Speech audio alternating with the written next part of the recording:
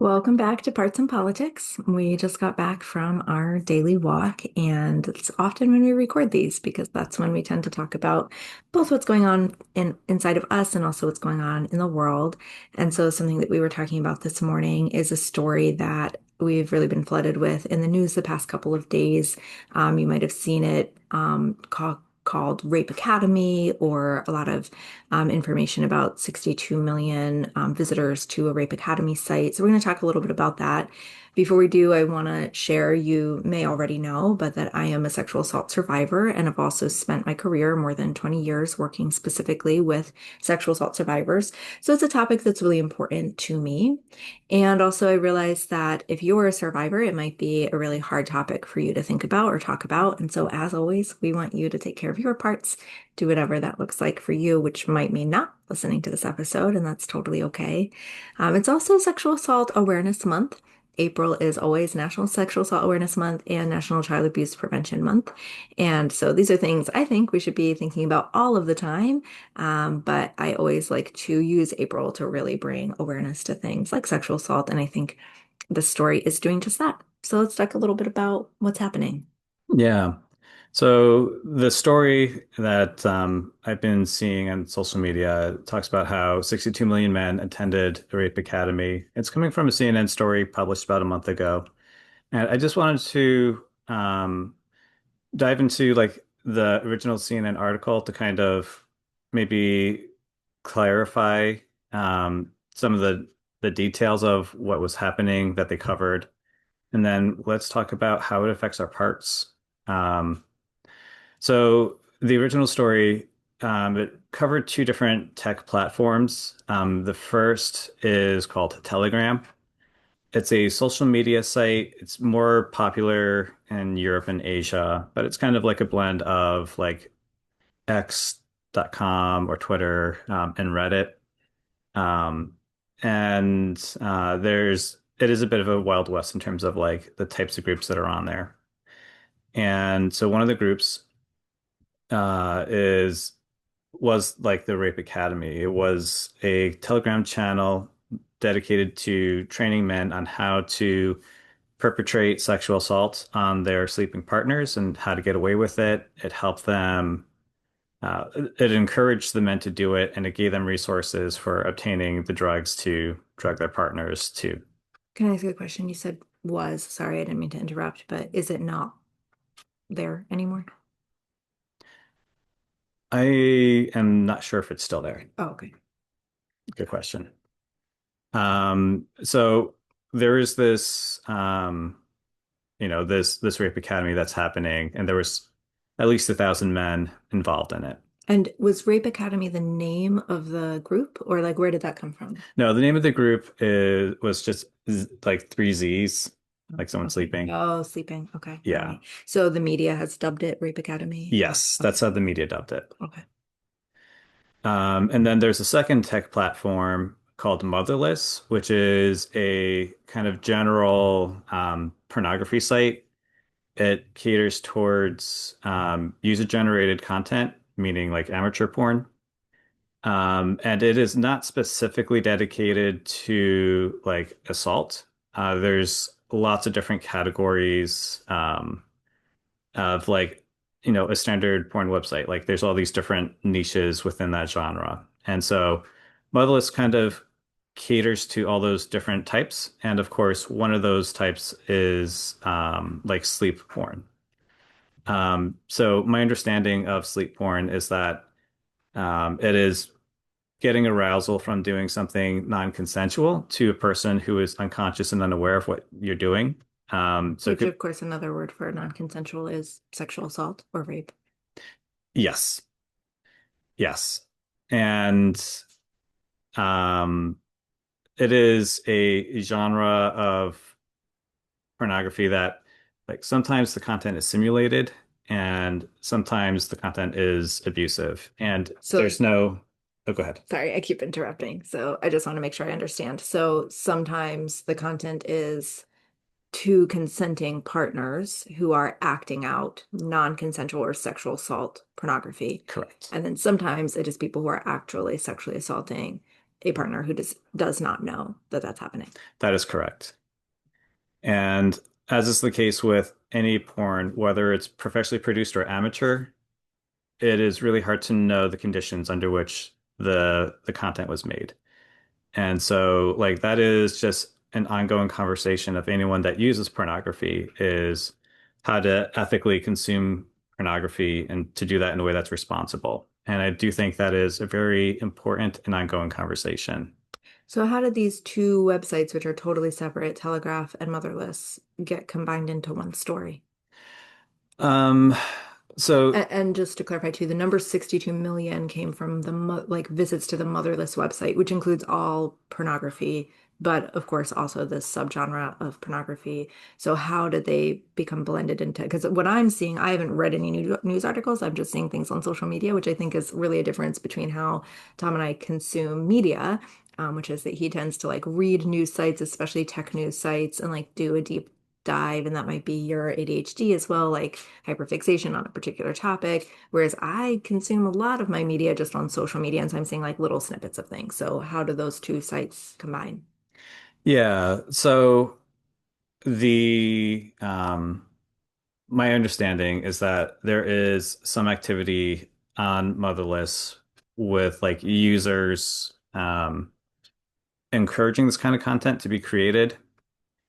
And obviously, like if, people are creating content of their sexual assaults of their partners or um like Motherless would be a site where that could get exposure. And so it is a site that again, based on my understanding, lacks a lot of the content moderation that you would expect a site to have.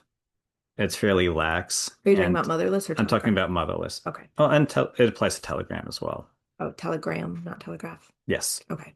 So potentially what is happening is people are on Telegram are learning, like in this rape academy, they're learning how to sexually assault their partners in their sleep, and then they're posting that content to Motherless because Telegram isn't like a site to host amateur porn. No, no, it's not. Yeah, it like Telegram has like everything. It is kind of like Reddit in that way, but Motherless is a site that's like dedicated for people looking for that kind of content. Okay. So something that when we were taking our walk and Tom asked me like how my parts are responding to this story, I feel like with zero surprise at all. And like with surprise that people are surprised because again, this is the world I live in. I always joke that like I see sexual assault behind every tree. But part of that is because there is sexual assault behind every tree. We live in a rape culture. Like we live in a rape academy where people are taught all the time how to coerce, how to manipulate, how to get away with sexual assault. We can see it in so many cultural touch points that have been like big news stories over the years and then forgotten. So maybe most recently, the case of Giselle Pelicot, which is this sort of exactly that was, if you're not familiar, Giselle Pelicot, who is a 80-year-old woman in France, her husband for decades had been sexually assaulting her, drugging her, and then sexually assaulting her in her sleep, recording the sexual assault, and also inviting other men to come sexually assault her.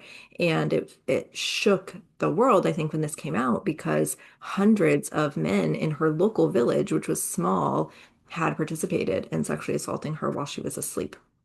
And I think it opened a lot of people's eyes to how common sexual assault and rape culture are.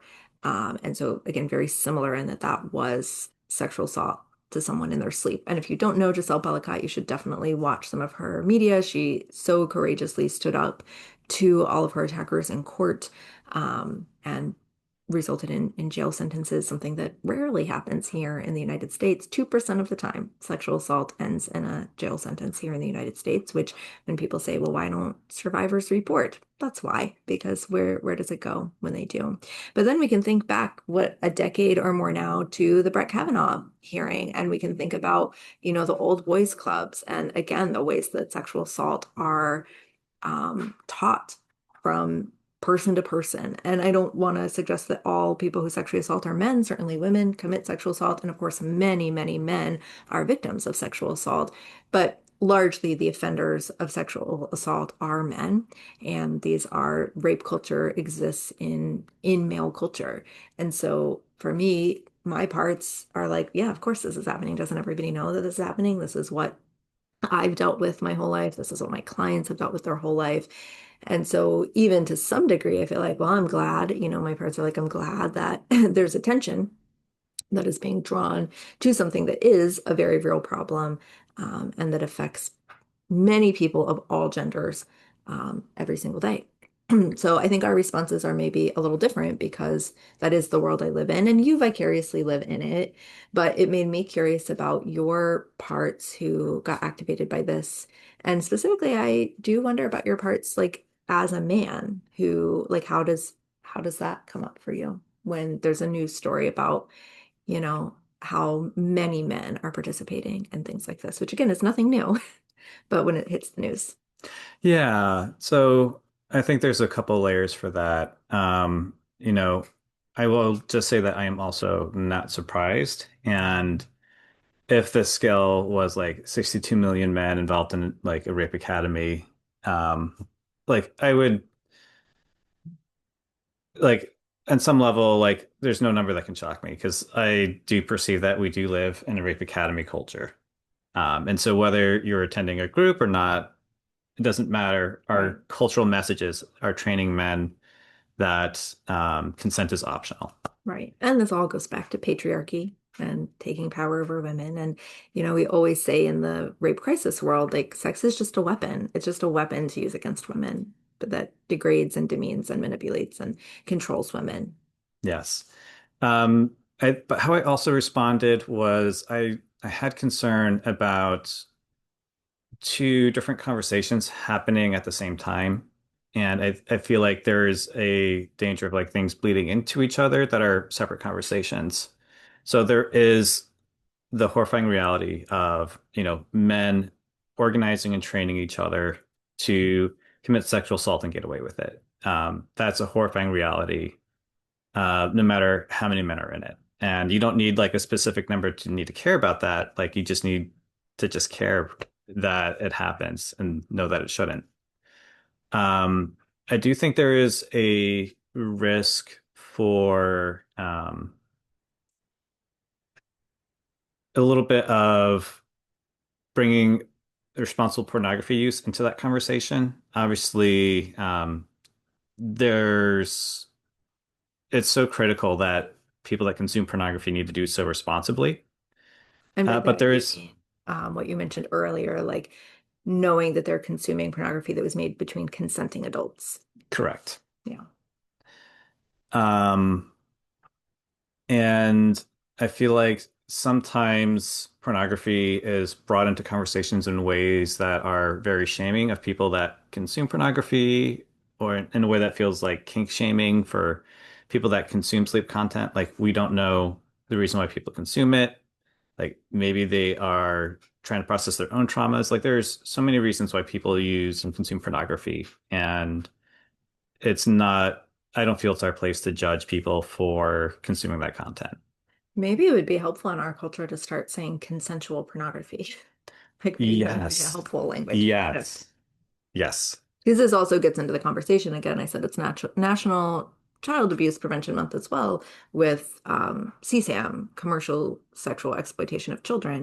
And that's a huge topic in pornography and, can be enacted by two consenting adults, neither of whom is a child, or it can be child abuse material where actual children are being abused and that's being sold as pornography. And so real ethical differences there in pornography. Yeah. Um, yeah. I think another level that I'm concerned about is online privacy because, there are calls to like take this pornography website offline. And Or to name all of the users. or to name all the users. And, there have been calls to take away the safe harbor protections for websites that host user-generated content.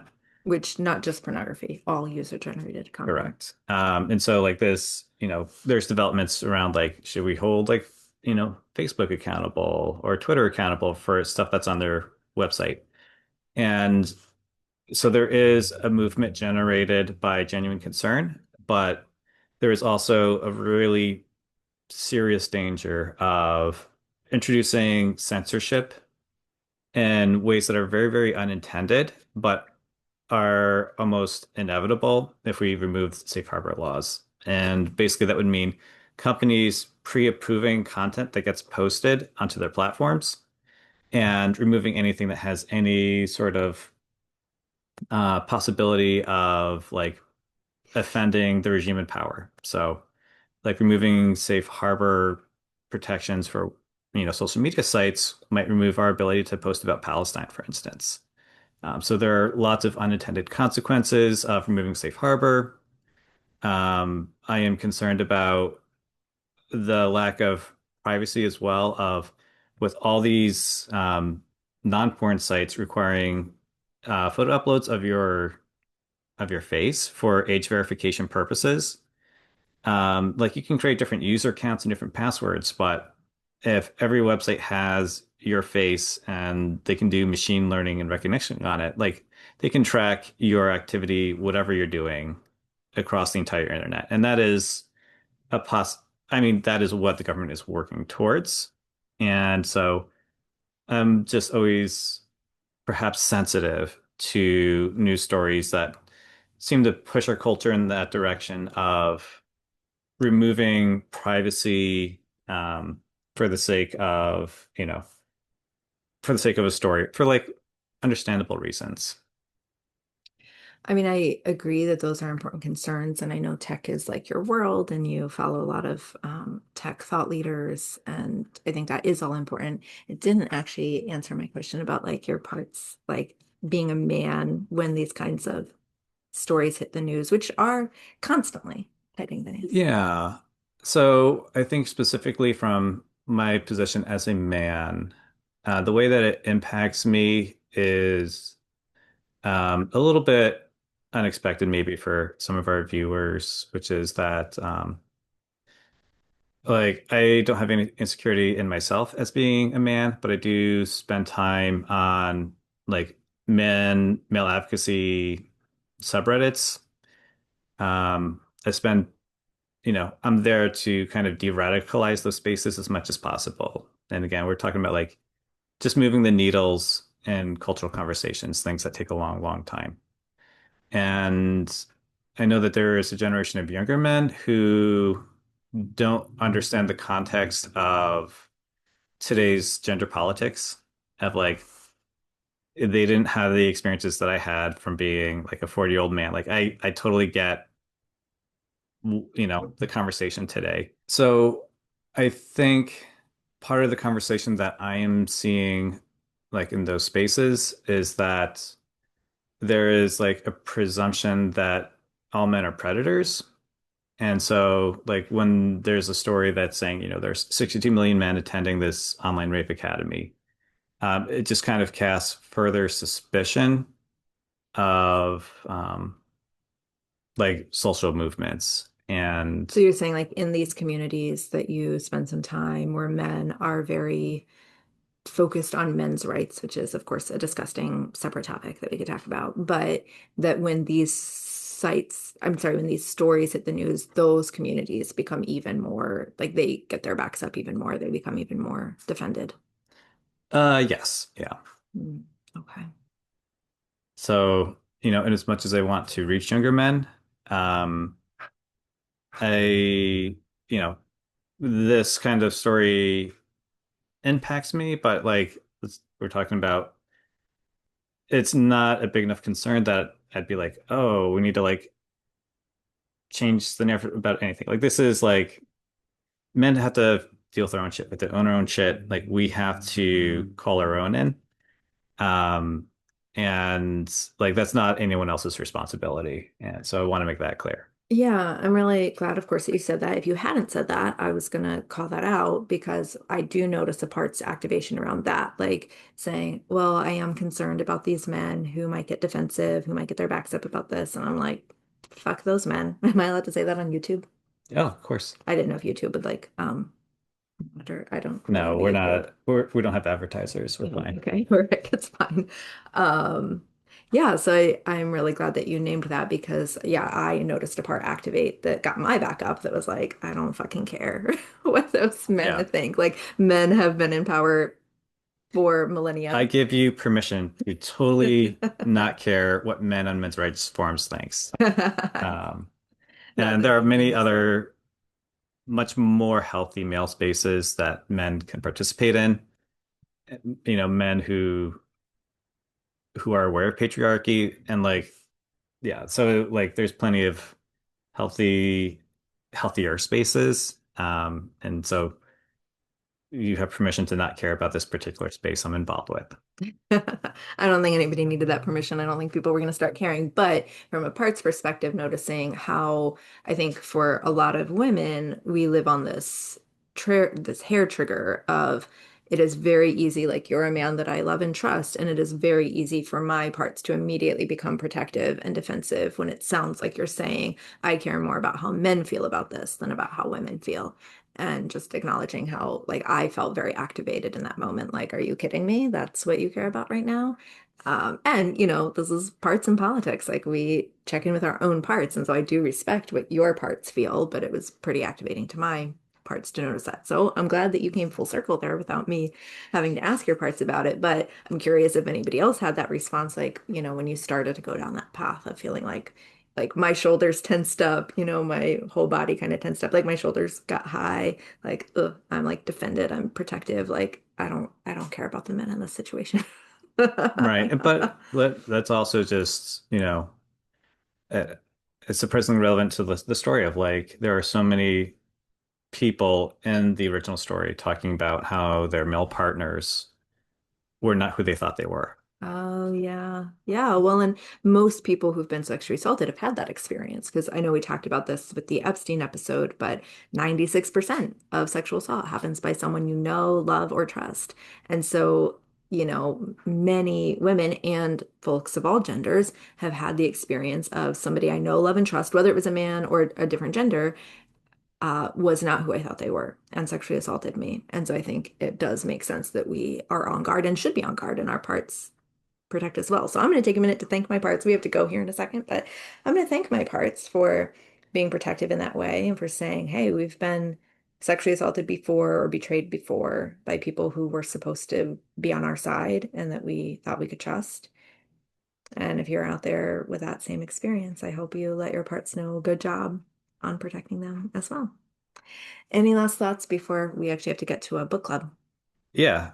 I truly don't mind that, you challenged me of like, challenged me is like, am I worthy of your trust? Because like I grew up in the Rape Academy with all the other men in our culture. And so you just don't know what, even if like even just on an attitude level, like how much is still internalized. So it's always a valid question to ask or receive. Definitely. So maybe you'll have this conversation with somebody that you care about as well. All right, we'll talk to you later. Take Bye. care.